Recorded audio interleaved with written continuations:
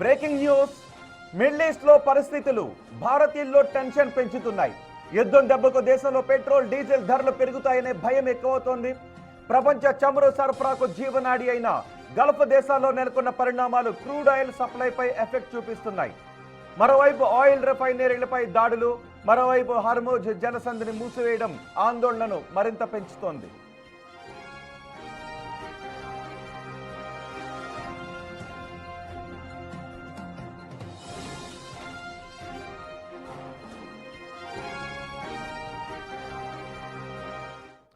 Petrol diesel ధరల విషయంలో జనం ఆందోళన నేపథ్యంలో కేంద్రం స్పందించింది. ప్రస్తుతం దేశంలో ఎన్ని రోజులకు సరిపడా ఇంధన నిల్వలు ఉన్నాయో కేంద్రం వెల్లడించింది. ప్రస్తుతం దేశంలో 25 రోజులకు సరిపడా ముడి ఇంధన నిల్వలు ఉన్నాయని ప్రకటించింది. మరో 25 రోజులకు సరిపోయే పెట్రోల్ డీజిల్ నిల్వలు ఉన్నాయని కేంద్రం చెప్పింది. దీంతో మరో 50 రోజుల వరకు పెట్రోల్ డీజిల్ విషయంలో ఎటువంటి టెన్షన్ లేదు అని కేంద్రం ప్రకటించింది. దీంతో పెట్రోల్ డీజిల్ ధరల పెంపు ఉండకపోవచ్చు అని తెలుస్తోంది.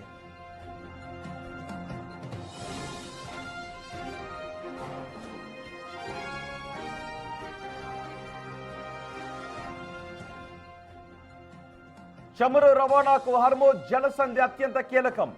ఈ జలసంధి నుంచే ప్రపంచంలోని 20% చమురు రవాణా జరుగుతోంది. అమెరికా సహా అనేక ప్రపంచ దేశాలు ఈ జలసంధి నుంచే క్రూడ్ ఆయిల్ ని దిగుమతి చేసుకుంటున్నాయి. అలాంటి కీలకమైన జలసంధిని మూసివేసిన ఇరాన్ చమురు ట్యాంకర్లను పేల్చివేస్తామని వార్నింగ్ ఇచ్చింది. దీంతో ఈ రూట్లో ఇప్పుడు చమురు రవాణాకు తాత్కాలికంగా బ్రేక్ పడింది.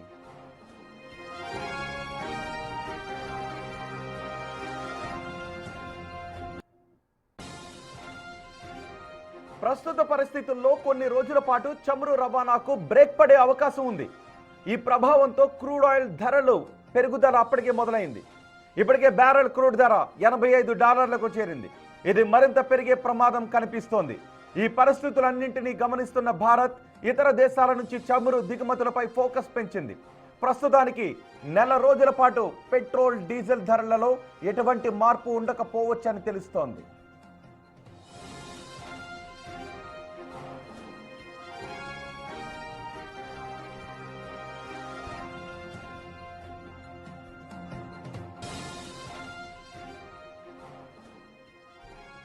మిడిల్ ఈస్ట్ లో పరిస్థితులు రోజు రోజుకు దిగజారుతూ ఉండడంతో భారతీయుల్లో టెన్షన్ పెంచుతూ ఉన్నాయి. యుద్ధం దెబ్బకు దేశంలో పెట్రోల్ డీజిల్ ధరలు పెరుగుతాయేమోననే భయం సామాన్యుల్లో కనిపిస్తోంది. ప్రపంచ చమురు సరఫరాకు జీవనాడి అయిన గల్ఫ్ దేశాల్లో పరిణామాలు క్రూడ్ ఆయిల్ సప్లైపై ఎఫెక్ట్ను చూపిస్తూ ఉన్నాయి. ఇప్పటికే ఇరాన్ గల్ఫ్ దేశాలపై దాడులకు పాల్పడుతుంది. గల్ఫ్ దేశాల్లో ఆయిల్ పైప్ లైన్లపై దాడులకు పాల్పడుతుంది. దీంతో సప్లైని, ప్రొడక్షన్ను గల్ఫ్ దేశాలు తగ్గించాల్సిన పరిస్థితి, కొన్ని చోట్ల ఆపాల్సిన పరిస్థితి ఏర్పడింది. అంతేకాదు ఇరాన్ హర్ముజ్ జలసంధిని మూసివేసింది. ఆ జలసంధిలో ఉన్న ఆయిల్ ట్యాంకర్లపై దాడులు చేస్తాము అని ఇరాన్ చెబుతోంది. ఒకవైపు ఇరాన్ ఎక్కడ కూడా తగ్గకపోవడం మరింత ఆందోళన పెంచుతోంది. దీంతో హర్ముజ్ జలసంధిపై ఆధారపడిన దేశాలలో ఆందోళన పెరుగుతుంది. ఎక్కడ డీజిల్, పెట్రోల్ ధరలు పెరుగుతాయోనని. ఇప్పటికే క్రూడ్ ఆయిల్ ధరలు పెరుగుతూ ఉన్నాయి. అయితే దీనిపై భారత్ ఒక ప్రకటన విడుదల చేసింది. ఇప్పట్లో అంటే రాబోయే 40-50 రోజుల వరకు పెట్రోల్ డీజిల్ ధరలను పెంచే అవకాశం లేదు అని తెలుస్తుంది. నెల రోజులకు సరిపడా క్రూడ్ ఆయిల్ మన దగ్గర నిలవ ఉంది. అలాగే మరో నెల రోజులకు సరిపడే పెట్రోల్, డీజిల్ నిల్వలు కూడా మన దగ్గర ఉన్నాయని కేంద్ర ప్రభుత్వం చెబుతోంది. దీంతో సుమారు 50 రోజుల వరకు డీజిల్, పెట్రోల్ ధరలను పెంచాల్సిన అవసరం ఉండకపోవచ్చు అని అభిప్రాయపడుతుంది. ఇప్పటికే అమెరికా అంటూ ఉంది బహుశా ఒక 4 వారాల్లో యుద్ధం ముగింపుకు వచ్చేసేయచ్చు అని. 4 వారాల తర్వాత అయినా పరిస్థితులు చక్కబడుతూ ఉన్నట్లయితే బహుశా మన దేశంలో పెట్రోల్, డీజిల్పై ఎఫెక్ట్ పడే అవకాశం ఉండదు. ఇప్పటికే భారత్ ఇంకా ఎక్కడి నుంచి క్రూడ్ ఆయిల్ను దిగుమతి చేసుకోవాలి అనే విషయంపై కూడా దృష్టి సారించింది. సో ఇప్పటికే క్రూడ్ ఆయిల్ ధరలు పెరుగుతున్న నేపథ్యంలో భారతదేశంలో పెట్రోల్, డీజిల్ ధరలు పెరిగితే అది సాధారణ రవాణాపై ఎఫెక్ట్ పడుతుంది. దీంతో నిత్యావసర వస్తువుల ధరలు కూడా పెరిగిపోతాయనే భయం సామాన్యుల్లో వ్యక్తమవుతోంది. ఒకవైపు ఆయిల్ రిఫైనరీలపై దాడులు జరుగుతుంటే మరోవైపు హర్ముజ్ జలసంధిని మూసివేయడమే మరింత ఆందోళనలను పెంచుతోంది. ఎందుకంటే ప్రపంచ రవాణాలో హర్ముద్ జలసంధి నుంచి 20% రవాణా జరుగుతూ ఉంటుంది. ఈ నేపథ్యంలో భారతదేశంలో వ్యక్తమవుతున్న ఆందోళనల నేపథ్యంలో మన ప్రభుత్వం ఈ ప్రకటనను విడుదల చేసింది. ఇప్పట్లో పెట్రోల్ డీజిల్ ధరలు పెంచి సామాన్యుడిపై భారాన్ని మోపే అవకాశం లేదు అని అభిప్రాయపడుతుంది. మా ప్రతినిధి శివ ఉన్నారు ఢిల్లీ నుంచి పూర్తి సమాచారం అందించడానికి. శివ, మధ్యప్రాచ్యంలో పరిస్థితులపై ప్రపంచవ్యాప్తంగా ఆందోళన వ్యక్తమవుతోంది. మన దేశంలో కూడా మరీ ముఖ్యంగా ఫ్యూయల్ ధరల గురించి, క్రూడ్ ఆయిల్ ధరల గురించి ఆందోళన వ్యక్తమవుతుంది. ఇప్పుడు కేంద్ర ప్రకటనతో ఇప్పట్లో డీజిల్ ధరలు పెరిగే అవకాశం లేదు అనుకోవచ్చా? సామాన్యులపై భారం పడదు అనుకోవచ్చా? డెఫినెట్ గా మీరు చెప్పినట్లుగా హర్మోజ్ జలసంధి ఇది ప్రపంచ ఇంధనానికి జీవనాడికి కూడా చెప్తూ ఉంటారు. దానిలో భాగంగా ప్రజెంట్ అక్కడి నుంచి హర్మోజ్ జలసంధి నుంచి ఈ ఇంధన రవాణా అనేది అదే చమురు కానీ ఆయిల్ కి సంబంధించిన నౌకలు అక్కడి నుంచి రాకపోవడంతో కొంత ఇబ్బందికర వాతావరణం ఏర్పడే అవకాశం అయితే కనిపిస్తుంది. కానీ ప్రతి దేశం కూడా ఒక నెల రోజులకు సరిపడా స్టాక్ అయితే ముందు నుంచే ఉంచుకుంటుంది. అది ఎప్పుడైతే అయిపోతుందో ఆ నెల రోజుల ముందు నుంచే క్రూడ్ ఆయిల్స్ కానీ ఇతర ఆయిల్ బ్యారల్స్ దిగుమతి చేసుకునేందుకు ప్రయత్నాలు చేస్తుంటాయి. దానిలో భాగంగా అంటే ప్రజెంట్ ఒకవేళ హర్మోజ్ జలసంధి నుంచి కనుక ఇప్పుడు కొనుగోలు చేయాల్సి వస్తే ఆయిల్ సేవను కొనుగోలు చేయవలసి వస్తే కనుక అక్కడ నుంచి భారత్ కు రావడానికి దాదాపు 25 రోజుల సమయం అయితే పడుతుంది. కానీ ఇప్పుడు అక్కడ వచ్చే అవకాశం లేదు కాబట్టి ఇతర దేశాల నుంచి అంటే ప్రపంచ దేశాలన్నింటికి కూడా హర్మోజ్ జలసంధి నుంచే ఈ ఆయిల్ సరఫరా అనేది కూడా చమురు నిల్వలు అక్కడే ఎక్కువ ఉంటాయి కదా, క్రూడ్ ఆయిల్స్ అన్ని కూడా అక్కడ నుంచే రావాల్సి ఉంటుంది. కాబట్టి దాదాపు 20% వరకు కూడా అక్కడ నుంచే దిగుమతి చేసుకుంటూ ఉంటారు. రవాణా కూడా అక్కడ నుంచి ఎక్కువ జరుగుతూ ఉంటుంది. అదే రష్యా నుంచి చేసుకోవాలంటే దాదాపు 40 రోజుల సమయం అయితే పడుతుంది. కానీ ఇప్పుడు ప్రజెంట్ మనం చూసుకుంటే కనుక పెట్రోల్ అయితే 50 రోజుల వరకు ఉంది. సిఎన్జి కానీ గ్యాస్ కానీ దాదాపు ఒక 3 వారాల వరకు ఉంటుంది. డీజిల్ కూడా ఒక 25 రోజుల వరకు కూడా నిల్వ ఉంది. కాబట్టి ఇప్పట్లో ఎటువంటి రేట్ల పెరుగుదల ఉండదు అనేది ఒక భరోసా అయితే భారత ప్రభుత్వం భారతదేశ ప్రజలకు ఇచ్చింది. ఇక ప్రతిరోజు కూడా కేంద్ర పెట్రోలియం సహజ వాయువుల శాఖ మంత్రి హర్దీప్ సింగ్ పూరి ఇటు పెట్రోలియం శాఖ సంబంధించిన ఉన్నత శాఖ అధికారులతో సంప్రదింపులు జరుపుతున్నారు, వారితో చర్చలు జరుపుతున్నారు. నిల్వలు ఎంతవరకు ఉన్నాయి, ఎంతవరకు ఎన్ని రోజుల వరకు ఇవి ప్రజలకు సరఫరా చేయొచ్చు అనే అంశాలపై వారితో చర్చిస్తున్నారు. చర్చించిన తర్వాత భారత ప్రధాని నరేంద్ర మోడీ కానీ ఇటు కేంద్ర మంత్రులు గారు ఒక భరోసా అయితే ఇస్తున్నారు. ఇప్పట్లో ఎటువంటి పెరుగుదల ఉండదు, ఎవరు కూడా వినియోగదారులు భయపడాల్సిన అవసరం లేదు, వాహనదారులు కూడా ఎటువంటి ఇబ్బంది ఉండదు, వాహనదారులు కూడా అనేది ప్రధాని చెప్తున్నారు. మరోవైపు సిఎన్జికి సంబంధించి సిఎన్జి అనేది ఖతార్ నుంచి ఎక్కువగా సరఫరా అవుతుంటుంది. ప్రపంచవ్యాప్తంగా కూడా ఎక్కువగా ఖతార్లోనే సిఎన్జి నిల్వలు ఎక్కువ ఉంటాయి. అక్కడ కూడా ఖతార్ పైన కూడా ఇరాన్ దాడులు చేస్తుంది. ఆ గ్యాస్ పైప్ లైన్లపై కూడా దాడి చేసిన పరిస్థితి కనిపిస్తుంది. అక్కడ కూడా అన్ని కూడా శిథిలావస్థకు చేరుకునే అవకాశంగా కూడా ఈ దాడుల వల్ల కనిపిస్తున్నాయి. కానీ ఏదైతే ఇప్పుడు అమెరికా ఇజ్రాయెల్ చేస్తున్న దాడుల వల్ల Gulf countries group of cooperation council లో ఉన్న 6 దేశాలు ఏవైతే ఉన్నాయో సౌదీ అరేబియా కానీ, జోర్దాన్, బహ్రెయిన్, ఇతర దేశాలు 6 దేశాలు ఏవైతే ఉన్నాయో ఆ 6 దేశాలు కూడా ఇప్పుడు మా దేశ భద్రతకు ముప్పు వాటిల్లే అవకాశం ఉంటుంది కాబట్టి మాపై దాడులు చేయొద్దు, ఇంతటితో దాడులు ఆపాలంటూ కూడా ఇరాన్ కు హెచ్చరికలు జారీ చేస్తున్నారు. మీరు వెనక్కి తగ్గకపోతే మేము కూడా ఇజ్రాయెల్ అమెరికాతో పాటు దాడి చేయాల్సి వస్తుంది అనేది కూడా కొన్ని సంకేతాలను కూడా పంపిస్తున్న పరిస్థితి కనిపిస్తోంది. కానీ ఇప్పుడు ఒకటే ప్రధానంగా అందరి సమస్య ఒకటే, ఇక్కడ క్రూడ్ ఆయిల్స్ కనుక రాకపోతే ఈ రేట్లు అనేవి భారీగా పెరిగే అవకాశం ఉంటుంది అనేది కూడా అందరూ భావిస్తున్నారు. కానీ భారత్ లో మాత్రం అటువంటి ఇబ్బంది లేదు అనేది కూడా కేంద్ర ప్రభుత్వం ఇప్పటికే తేల్చి చెప్పింది.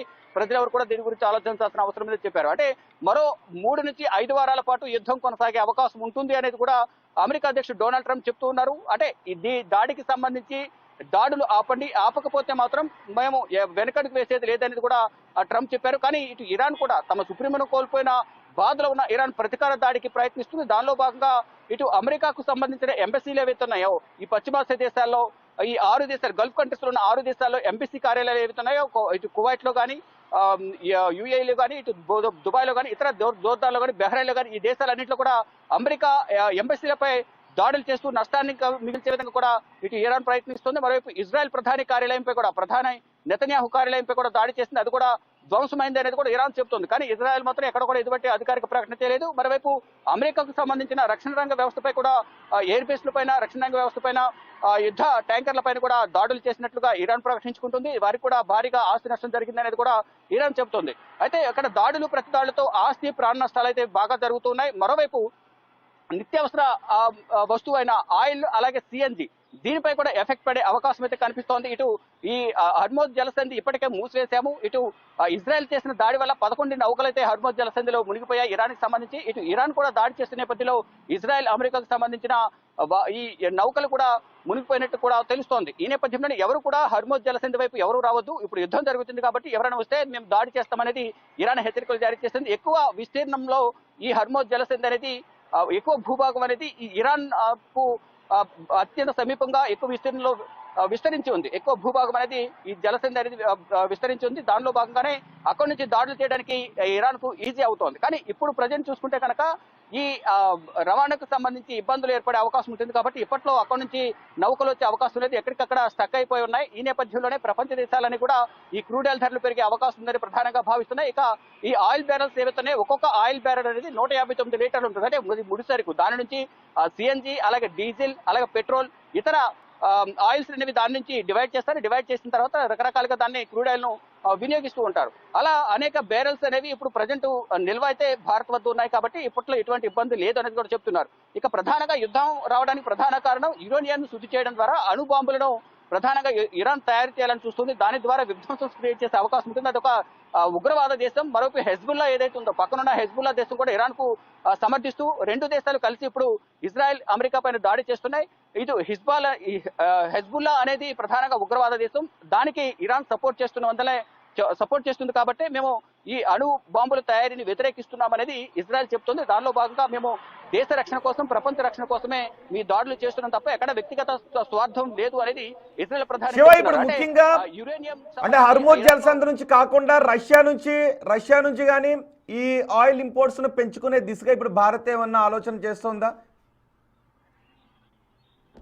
అంటే కేవలం ఇప్పుడు కేవలం ఒక ఇరాన్ నుంచే కాకుండా రష్యా నుంచి కూడా ప్రధానంగా భారత్ ఎప్పటి నుంచో ఈ ఆయిల్స్ అనేవి కొనుగోలు చేస్తుంది. దానిలో భాగంగానే ఇటు ట్రంప్ కూడా మొదట్లో ఈ రష్యా నుంచి ఈ ఆయిల్ కొనుగోలు నిలిపివేయాలి, చమురు కొనుగోలు అన్ని కూడా నిలిపివేయాలని ఒక కండిషన్ పెట్టి కొనడం ఆపకపోతే ట్రంప్ టారిఫ్ విధిస్తామంటూ కూడా హెచ్చరికలు జారీ చేశారు. భారత్ కూడా ఎక్కడ దేశ ప్రయోజనం దృష్టిలో ఉంచుకుని ఎక్కడ కూడా వెనకడుగు వేయని నేపథ్యంలో మొదట 25% ఉన్న టారిఫ్ ను 50% పెంచారు. కేవలం ఒక ఆయిల్ కొనుగోలు చేస్తున్నారు రష్యా వద్ద అనే నెపంతోనే 25% టారిఫ్ విధించారు. అటు రష్యా దగ్గర కూడా ఎక్కువగా భారత్ కొనుగోలు చేసే అవకాశం ఉంది. కానీ అది కూడా ఆ జలసంధి నుంచి, రష్యా నుంచి మనం ఆ సముద్ర మార్గం నుంచి రావాల్సి ఉంటుంది కాబట్టి దాదాపు రష్యా దగ్గర కొనుగోలు చేస్తే అక్కడి నుంచి భారత్ కు చేరుకోవడానికి దాదాపు 40 రోజుల సమయం అనేది పడుతుంది. కానీ ఇరాన్ నుంచి 25 రోజుల్లోనే భారత భూభాగంలోకి ఈ చమురుకు సంబంధించిన నౌకలు ఏవైతే అవి చేరుకునే యుద్ధం గురించి మన దేశం వేస్తున్న అంచనా ఏంటి? ఇప్పటికే ట్రంప్ అంటూ ఉన్నాడు ఒక 4 వారాల పాటు కొనసాగే అవకాశం ఉందని. కానీ ఇరాన్ మాత్రం ఎక్కడ తగ్గే పరిస్థితి కనిపించటం లేదు. గల్ఫ్ దేశాలపై అదే దాడులను కొనసాగిస్తుంది. గల్ఫ్ దేశాల్లో సివిలియన్స్ ఉన్న ప్రాంతాలను టార్గెట్ చేసుకుంటోంది. అక్కడ ఆయిల్ పైప్ లైన్లను టార్గెట్ చేసుకుంటున్న పరిస్థితి కనిపిస్తుంది. అంతేకాదు ఖమేనీ కుమారుణ్ణి, రెండో కుమారుణ్ణి ఇప్పుడు మళ్ళీ సుప్రీంగా కూడా ఎన్నుకున్న నేపథ్యంలో పరిస్థితులు మళ్ళీ ఎలా ఉంటాయి?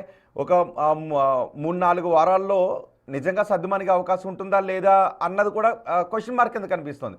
సో అక్కడ పరిస్థితులను భారత్ ఏ విధంగా సమీక్షిస్తోంది? రైట్, ఒకవేళ ఆ 3 వారాల పాటు కనుక యుద్ధం కొనసాగితే మరీ ముఖ్యంగా భారీగా నష్టపోయేది ఇరాన్. ఎందుకంటే ఇప్పటికే దేశ సుప్రీం ను కోల్పోయింది, అయతుల్లా ఖమేనీని కోల్పోయింది. ఇప్పుడు అతని స్థానంలో ఆయన రెండవ కుమారుడు ముస్తాఫా ఖమేనీని నియమించారు. అతని ముందు కూడా చాలా సవాళ్లు ఉన్నాయి. ఆర్థికంగా కుదేలైపోయింది, భారీగా ఆస్తి నష్టం, ప్రాణ నష్టం జరుగుతోంది. కానీ ఇప్పుడు ఈ సందర్భంలో ఎంత దాడి చేసినప్పటికీ కూడా ప్రతీకారం, పోయిన ప్రాణం తిరిగి రాదు. కానీ ప్రతీకార దాడి అనేది ఉండబోతోంది. కన్నుకు కన్ను, ప్రాణానికి ప్రాణం తీస్తాము అనేది ఒక నినాదంతో ఇరాన్ ముందుకు వెళ్తోంది. ఇటు కానీ అగ్రరాజ్యమైన అమెరికాను ఢీకొని ఇరాన్ నిలవగలదా? ఒకవేళ పూర్తి స్థాయిలో అమెరికా దాడులు చేస్తే మాత్రం మరింత ప్రాణ నష్టం, ఆస్తి నష్టం కూడా జరిగే అవకాశం ఉంటుంది.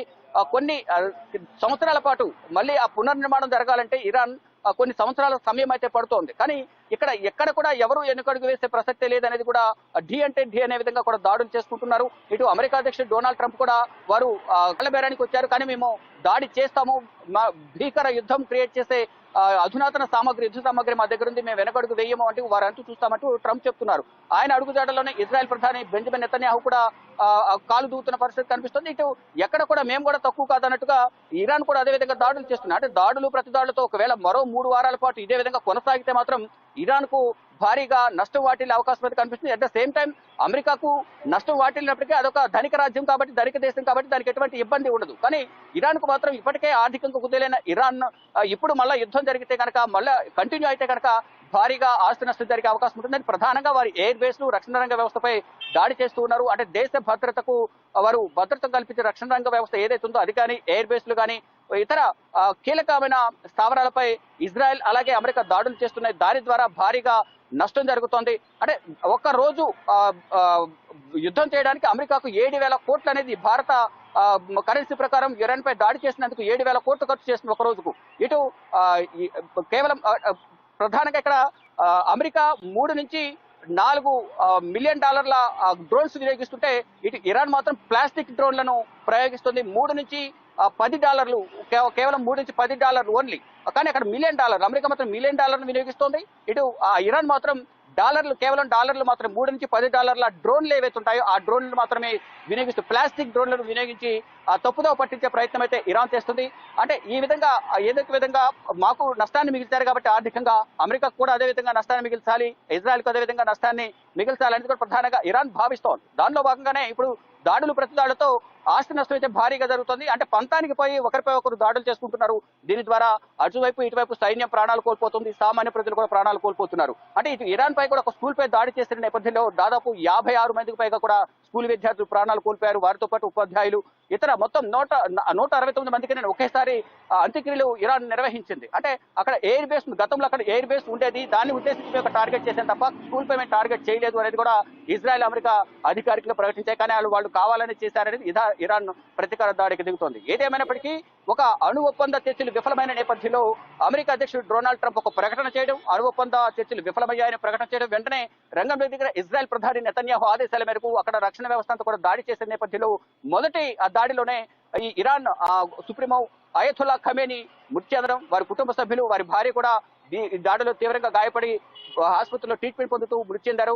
ఆయన అల్లుడు, మనవరాలు కూడా మృతి చెందని చెప్తున్నారు. మరోవైపు ఈ రక్షణ శాఖకు సంబంధించిన కీలక అధికారులు కూడా మృతి చెందారు. దాదాపు 40 మంది చనిపోయినట్టు తెలుస్తుంది. అంటే ఒక మీటింగ్ జరుగుతోంది, మీటింగ్ జరుగుతున్న సందర్భంలో అక్కడ క్యాప్చర్ చేసి అక్కడే ఉన్నారు అనేది కూడా తెలుసుకుని అక్కడ శాటిలైట్ అంతా కూడా హ్యాక్ చేసి ఈ దాడి చేసే విధానం కూడా వారికి తెలియకుండా విధంగా అమెరికా, ఇజ్రాయెల్ సంయుక్తంగా హ్యాక్ చేసి అక్కడ దాడి చేశారు.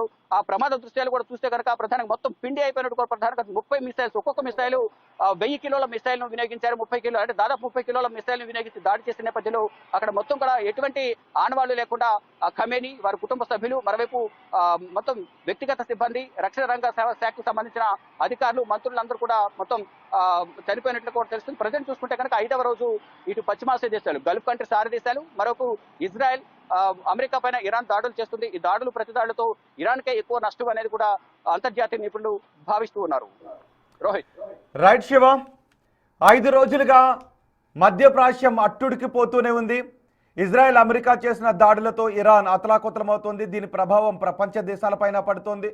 కొన్ని దేశాలు ఇరాన్కి మద్దతు ప్రకటిస్తూ ఇరాన్ దాడిని ఖండిస్తున్నప్పటికీ అవేవి నేరుగా ఇరాన్ పక్షాన నిలబడి, ఇరాన్ పక్కన నిలబడి యుద్ధంలోకి ఎంటర్ అయ్యే అవకాశం లేదు. ఒక దశలో అలాంటి అనుమానాలు కూడా వ్యక్తమయ్యాయి. ఇది 3వ ప్రపంచ యుద్ధానికి దారితీస్తుందేమోనని.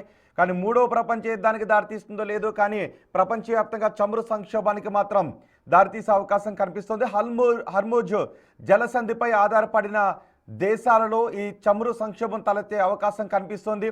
మనం కూడా సుమారు 40% వరకు హర్ముజ్ జలసంధిపైనే ఆధారపడి ఉన్నాం. అయితే భారత ప్రభుత్వం ప్రకటిస్తూ ఉంది 25 రోజులకు సరిపడా క్రూడ్ నిల్వలు మన దగ్గర ఉన్నాయి, మరో 25 రోజులకు సరిపడా పెట్రోల్, డీజిల్ నిల్వలు మన దగ్గర ఉన్నాయి. కాబట్టి ఇప్పట్లో సామాన్యులపై భారం పడే అవకాశం లేదు. క్రూడ్, పెట్రోల్ ధరలు పెరిగే అవకాశం, క్రూడ్ ధరలు పెరుగుతున్నాయి. సో మన దేశంలో పెట్రోల్, డీజిల్ ధరలు పెంచే అవకాశం లేదు అనే అభిప్రాయాన్ని వ్యక్తం చేస్తున్నారు. మరి యుద్ధం ఎప్పటికి ముగుస్తుంది, ఎప్పటికి సాధారణ పరిస్థితులు వస్తాయి, ఎప్పటికీ హర్ముజ్ జలసంధి తెరుచుకుంటుంది అనే విషయం ఆందోళన కలిగిస్తూనే ఉంది. ఇరాన్ మాత్రం ఎక్కడా తగ్గేది లేదు అని చెబుతూనే ఉంది. ఇరాన్ చాలా దూకుడుగా ముందుకు వెళుతుంది. ఇప్పటికే మనం చూసాం, కొత్త సుప్రీం లీడర్గా ఖమేనీ కుమారుడు, రెండో కుమారుడు మొస్తాబాను ఎన్నుకున్నారు. ఇప్పుడు మొస్తాబా ఇరాన్ సుప్రీం లీడర్. ఖమేనీ తర్వాత ఆయన ఇప్పుడు ఆ బాధ్యతలను చూస్తారు. ఓన్లీ సుప్రీం లీడర్ మాత్రమే మొత్తం దేశ పరిపాలనకు సంబంధించి కీలకమైన నిర్ణయాలన్నీ తీసుకుంటారు. ఇప్పుడు ఎటువంటి నిర్ణయాలు తీసుకుంటారు? వెనక్కు తగ్గుతుందా ఇరాన్? ఇప్పటివరకు చూస్తున్న పరిస్థితుల నేపథ్యంలో తగ్గే అవకాశం కనిపించటం లేదు. గల్ఫ్ దేశాలపై కూడా అటాక్స్కి పాల్పడుతుంది. పౌరులు నివసించే ప్రదేశాలపైన, వ్యాపారాలు జరిగే పైప్లైన్ల పైన ఇరాన్ తన మిసైల్స్తో విరుచుకుపడుతున్న నేపథ్యంలో ఇప్పట్లో యుద్ధం సద్దుమణిగే అవకాశాలు కనిపించటం లేదు. దీంతో మన దేశంలో సామాన్యులపై భారం పడుతుందేమో, నిత్యావసర ధరలు పెరిగిపోతాయేమో, పెట్రోల్ డీజిల్ ధరలు పెరిగిపోతాయేమోననే భయం కనబడుతుంది. కానీ కేంద్రం చేసిన ప్రకటనతో బహుశా మరో 50 రోజుల వరకు అటువంటి పరిస్థితులు మన దేశంలో ఉండకపోవచ్చు.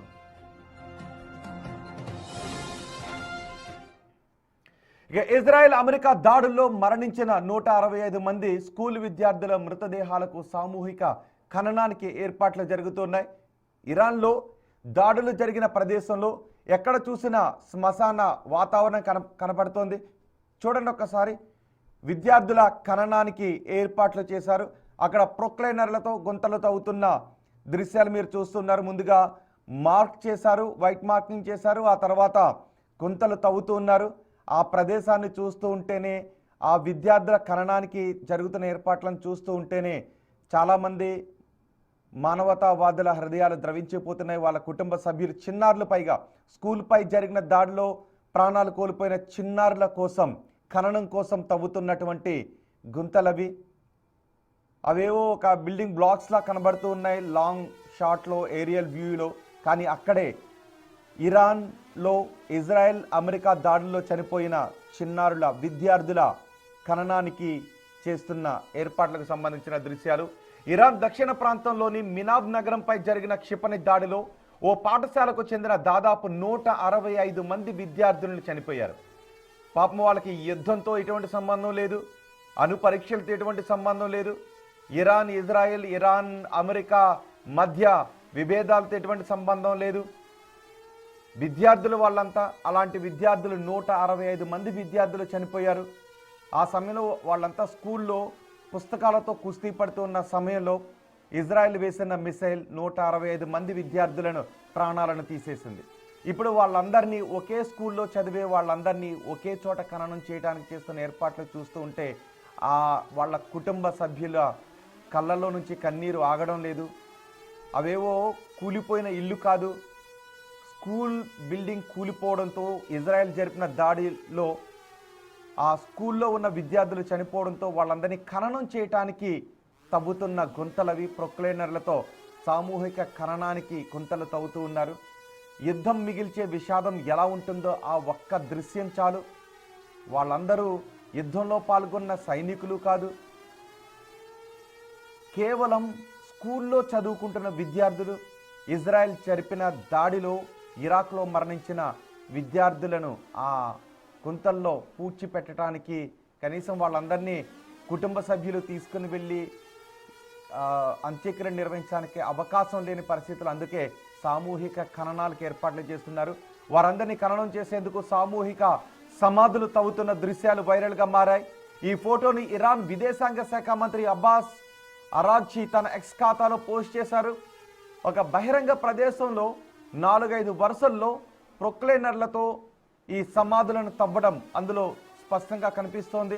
కొంతమంది అక్కడ మరణించిన వారికి అంత్యక్రియలు నిర్వహించడానికి ఏర్పాట్లు చేస్తున్నట్టుగా ఉంది. బాంబు దాడుల్లో విద్యార్థినుల శరీరాలు ముక్కలు ముక్కలుగా అయిపోయాయని అబ్బాస్ ఆవేదన వ్యక్తం చేశారు. గాజా నుంచి మినాబ్ వరకు అమాయకులను క్రూరంగా హత్య చేశారు అని ఇరాన్ విదేశాంగ శాఖ మంత్రి అబ్బాస్ అరాగ్చి తన పోస్ట్లో ఆవేదన వ్యక్తం చేశారు.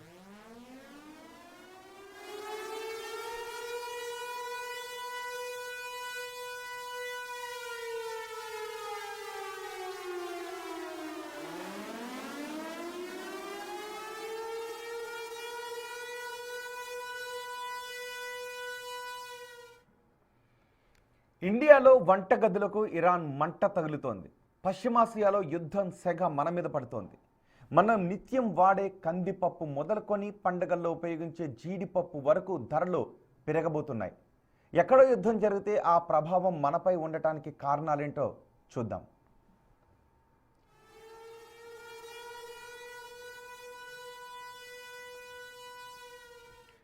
మనం నిత్యం భోజనంలో వాడే కందిపప్పు ఇక్కడే పండుతుందని చాలామంది భావిస్తుంటారు. కానీ వాస్తవానికి పప్పు దినుసులు దేశీయంగా పండుతున్నా విదేశాల నుంచి కూడా అధిక మొత్తంలో దిగుమతి చేసుకుంటూ ఉన్నాం. కానీ ఇప్పుడు పశ్చిమాసియా యుద్ధం సెగతో కందిపప్పు సహా మనం నిత్యం వాడే పప్పు దినుసుల ధరలు పెరగబోతున్నాయి. మన దేశం ఏటా 5 నుండి 6 మిలియన్ టన్నుల మేర కందిపప్పు, పెసరపప్పు, ఇతర పప్పు ధాన్యాలను విదేశాల నుంచి దిగుమతి చేసుకుంటూ ఉంటాం. ముఖ్యంగా మనకు పప్పు ధాన్యాలు మయన్మార్, కెనడా, ఆఫ్రికా నుంచి దిగుమతి అవుతున్నాయి. యుద్ధం కారణంగా ఈ దిగుమతులపై ప్రభావం పడబోతోంది.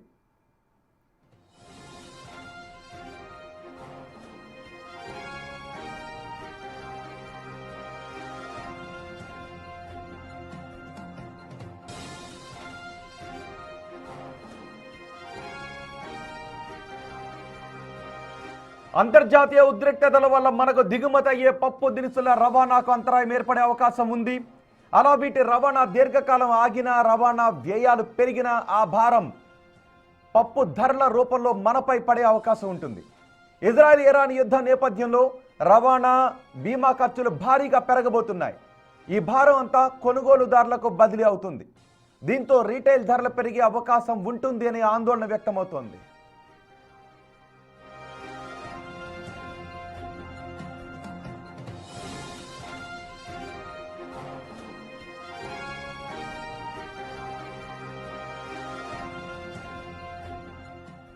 యుద్ధం వల్ల నౌకా సరుకు రవాణాకు ఇబ్బందులు తలెత్తబోతున్నాయి. దీంతో అంతర్జాతీయంగా పప్పు ధాన్యాల ధరలు పెరిగే అవకాశం ఉందని అధికారులు చెబుతున్నారు. ఒకవేళ యుద్ధం వారం నుంచి కొనసాగితే నౌకల రవాణా స్తంభించిపోతుంది. దీంతో పప్పు ధాన్యాల ధరలు పెరగక తప్పదు అనే అభిప్రాయాలు వ్యక్తమవుతున్నాయి.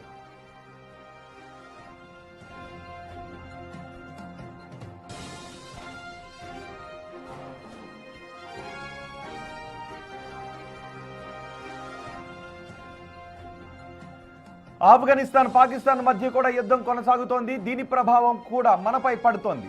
మన దేశానికి వచ్చే డ్రై ఫ్రూట్స్, నట్స్ కు ఇబ్బందులు ఏర్పడుతున్నాయి. అలాగే జీడిపప్పు, పిస్తా, ఎండు ద్రాక్ష, కుంకుమ పువ్వు, ఆప్రికాట్ వంటి ఇరాన్, ఆఫ్ఘనిస్తాన్ నుంచి దిగుమతి అవుతున్నాయి. ప్రస్తుతం దేశంలో వీటి నిల్వలు ఉన్నాయని, ఇప్పుడే మనకు వచ్చిన ఇబ్బంది ఏమీ లేదు అని నిపుణులు చెబుతున్నారు. అయితే ఇరాన్ మార్గం పూర్తిగా మూతబడితే దిగుమతి కష్టమవుతుందని వ్యాపార వర్గాలు పేర్కొంటున్నాయి.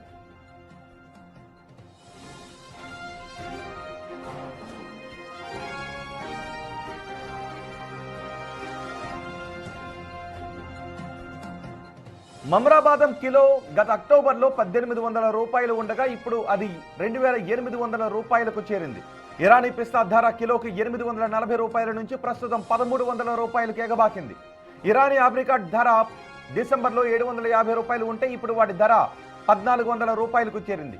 అయితే బియ్యం ధరలు మాత్రం తగ్గే అవకాశం కనిపిస్తోంది. ఎందుకంటే భారత్ నుంచి ఇరాన్, ఇతర గల్ఫ్ దేశాలకు వెళ్లే బియ్యం ఎగుమతులు తగ్గుతాయి. దీంతో దేశీయంగా సరఫరా పెరిగి ధరలు తగ్గుముఖం పట్టొచ్చు. ఇరాన్, గల్ఫ్ దేశాలతో తాజాగా సిఐఎఫ్ ఒప్పందాలు కుదుర్చుకోవద్దు అని తమ సభ్యులకు సూచించినట్టుగా భారతీయ బియ్యం ఎగుమతిదారుల సమాఖ్య పేర్కొంది. అలాగే భారత ప్రీమియం బాస్మతి బియ్యం 4 లక్షల మెట్రిక్ టన్నుల మేర ఎగుమతి కాకుండా చిక్కుకుపోయినట్టుగా తెలుస్తోంది. ఇందులో 2 లక్షల మెట్రిక్ టన్నులు మార్గమధ్యంలో భారత నౌకాశ్రయాల్లో మరో 2 లక్షల మెట్రిక్ టన్నులు నిలిచిపోయినట్టుగా తెలుస్తోంది. మొత్తం మీద పశ్చిమాసియాలో దాడులు, ప్రతి దాడుల నేపథ్యంలో ఆహార పదార్థాల ధరలు ప్రియం కావచ్చు అనే అంచనాలు వ్యక్తమవుతున్నాయి.